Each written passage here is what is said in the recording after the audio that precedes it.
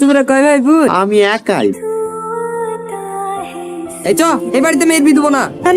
যে বাড়িতে একটা আই বড় ছেলে একটা প্রেগনেন্ট মেয়ে থাকে তাদের চরিত্র কেমন সেটা আর আমাদের বুঝাইতে আসে না। এই চ। আরে ভাই আমার কথাটা তো শুনেন, আগে সম্পূর্ণ কথাগুলো তো শুনেন। কি ব্যাপার সালমা, তুমি ব্যাগ নিয়ে কোথায় যাচ্ছ? আমি এই বাড়ি ছেড়ে চলে যাচ্ছি। কেন? আজ আমার জন্য আপনার বিয়ে ভেঙে গেল।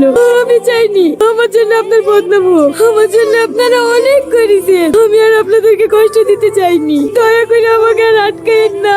আমাদের মতো মেয়ের এই সমাজে কোনো জায়গা নাই। একটা ভুলে আমার জীবনটা পুরো শেষ হয়ে গেল।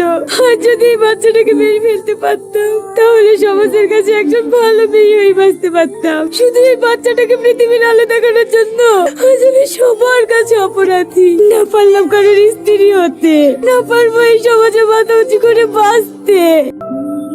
সালমা তুমি আমাকে বিয়ে করবে? तुझ पे ही